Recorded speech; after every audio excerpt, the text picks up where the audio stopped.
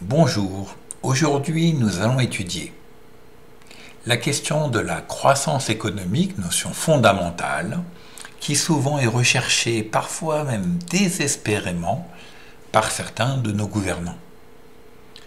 Partons toujours du produit intérieur brut, le fameux PIB, c'est-à-dire la richesse produite à l'intérieur d'un territoire sur une période donnée.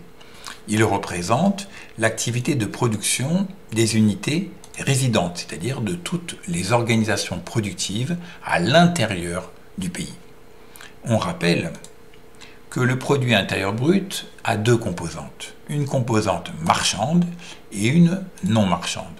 Marchande est réalisée par les entreprises sur le marché, elle est calculée à partir de la somme des valeurs ajoutées, dont nous rappelons la formule. Pour ceux qui auraient un petit doute, je vous renvoie à ma vidéo sur qu'est-ce que la valeur ajoutée. Une autre partie, comme je l'ai indiqué, est non marchande, c'est-à-dire gratuite, réalisée par exemple dans un cours de l'éducation nationale, produite donc par une administration publique. Le cours n'étant pas vendu, pour essayer de mesurer la richesse apportée, on évalue tout simplement le coût de production qu'il a fallu engager pour donner ce cours. Finalement, qu'est-ce que la croissance économique? Eh bien, c'est l'augmentation de cette richesse, ce PIB, sur une période donnée. L'accroissement, sur une période donnée, des quantités de biens et de services produits dans un pays, en général une année.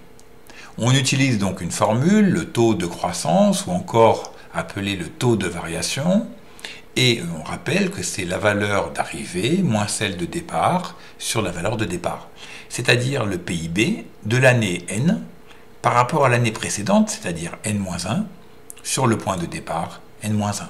On rappelle qu'un taux de croissance ou de variation est toujours exprimé en pourcentage. Regardons maintenant la situation chiffrée. Comme vous le voyez, le pays le plus riche de la planète est toujours les États-Unis d'Amérique. Mais le cas le plus intéressant est celui de la Chine, car c'est celui qui a connu la croissance économique la plus forte, passant de 1945 milliards de dollars en 2004, selon le Figaro, à plus de 10 000 milliards de dollars. La situation de la France est un peu moins intéressante, puisqu'on est passé de 2127 milliards à 2902 milliards sur la même période. Pour étudier maintenant plus en détail cette croissance, on l'analyse chaque année, comme je l'ai dit, en pourcentage. Ici, la zone euro, et on compare la situation de l'Allemagne et de la France. En 2006, la zone euro avait une croissance économique d'un peu plus de 3%, la situation de l'Allemagne meilleure que celle de la France étant plutôt autour de 2%. Ça veut dire que cette année-là, la zone euro a connu une augmentation de son produit intérieur brut de plus de 3%, c'est-à-dire s'est enrichi. Tant qu'il y a croissance économique, il y a donc enrichissement. En 2008, cette croissance est beaucoup plus faible. Elle tourne autour de 1%. Mais attention, c'est une erreur souvent commise.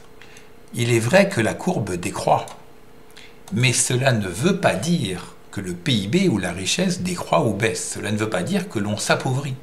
Ça veut dire tout simplement que l'augmentation est plus faible.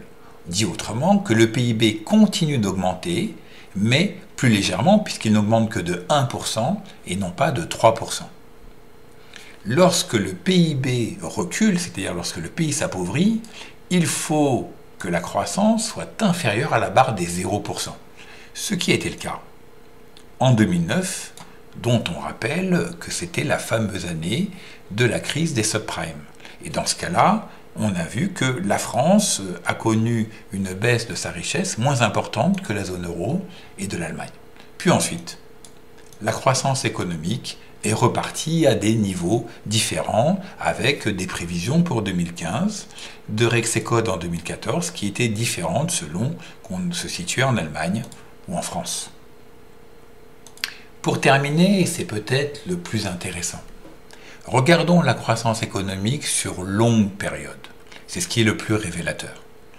En 1970, on était à la fin de la période qu'on appelait les 30 glorieuses. Pourquoi? Eh bien parce que la croissance économique dépassait régulièrement les 5 voire 6%. Vous le remarquez, cette croissance économique courbe bleue et l'évolution donc du produit intérieur brut est très instable. Elle varie très fortement d'une année sur l'autre. C'est pourquoi il est intéressant de réaliser une tendance, une sorte de moyenne pour la suivre dans le temps. C'est la courbe rouge ici, une droite qui, pour la France, décroît. Qu'est-ce que cela signifie? Ça signifie qu'entre les 30 glorieuses et les années 2010, de manière régulière en moyenne, la croissance économique française est de plus en plus faible et se rapproche même de zéro, d'où les politiques si volontaristes de nos gouvernements. À bientôt.